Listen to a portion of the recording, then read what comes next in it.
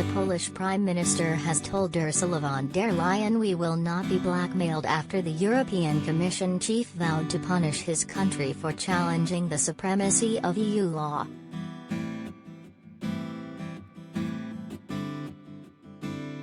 Von der Leyen today told a stormy meeting of the European Parliament in Strasbourg that the Commission had a three-pronged attack for Poland: legal challenge, sanctions and stripping it of membership rights.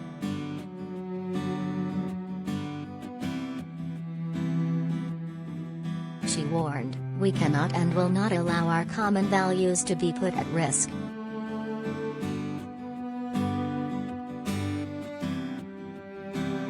Polish PM Mateusz Morawiecki last night wrote a letter accusing the EU of starving and punishing his country by withholding COVID relief money after Warsaw ruled that its constitution took precedence over European law.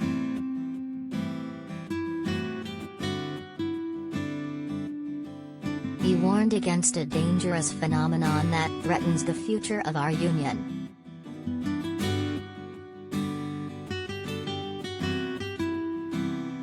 Facing von der Leyen in Parliament today, he vowed that Poland would not bow to European centralism and that a country's constitution was higher than any other law on the continent.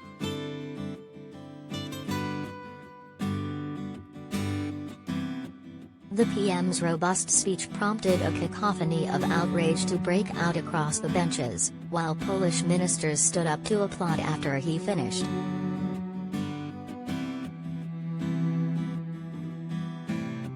Von der Leyen faces increasing pressure from some member states to get tough on Poland after it escalated a long-running battle with the EU, with disputes ranging from judicial reform to media freedom and LGBT rights.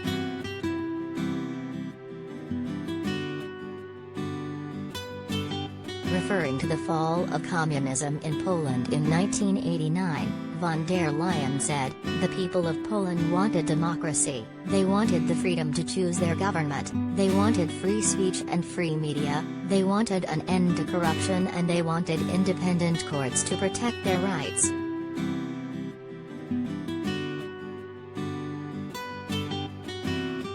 "This is what Europe is about and that is what Europe stands for," she added. The recent ruling of the Polish Constitutional Court puts much of it into question.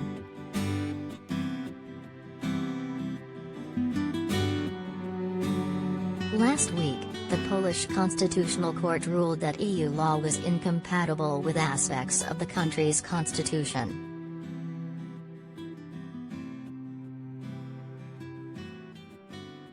Morawiecki insisted that there was no reason why this should drive a wedge between Warsaw and Brussels, but maintained that he would not budge on the issue.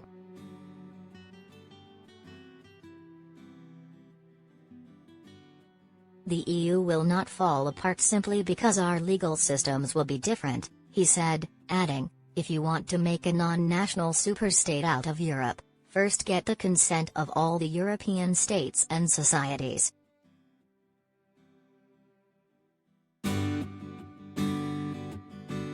Meanwhile, he praised the strong political and economical organism of the bloc, showing the complex position his party is seeking to straddle as it grapples with Brussels, while up to 80% of Poles back being part of the EU.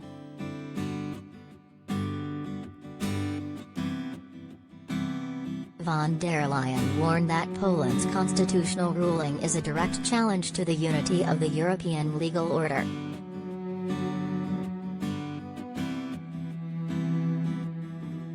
She said a first option is so-called infringements, where the Commission legally challenges the Polish court's judgment, which could lead to fines.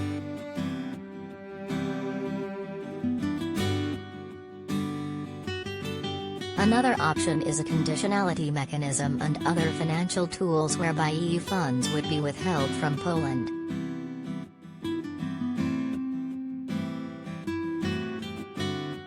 Until Warsaw's clash with Brussels is resolved, it is unlikely to see any of the €23.9 billion in grants and €12.1 billion in cheap loans that it applied for as part of the EU's recovery fund after the COVID-19 pandemic.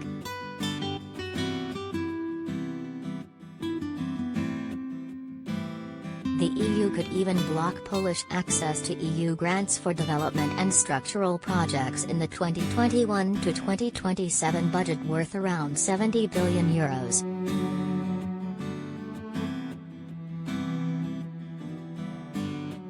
Von der Leyen said a third option is the application of Article 7 of the EU's treaties. Under this, rights of member states, including the right to vote on EU decisions, can be suspended because they have breached core values of the bloc.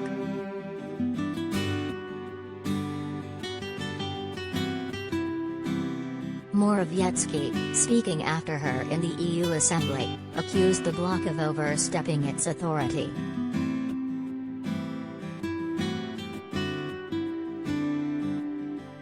EU competencies have clear boundaries. We must not remain silent when those boundaries are breached. So we are saying yes to European universalism, but we say no to European centralism, he said.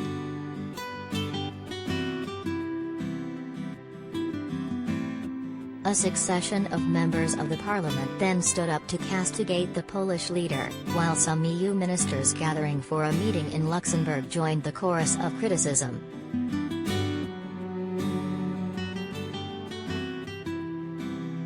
Morawiecki ended up running over his allotted speaking time, prompting warnings from Parliament Vice President Pedro Silva Pereira.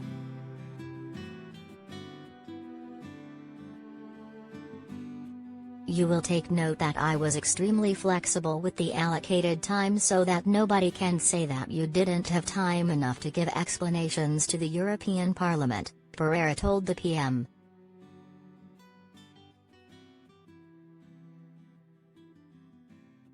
But respect of the allocated time is also a way of showing respect for this house of the European democracy.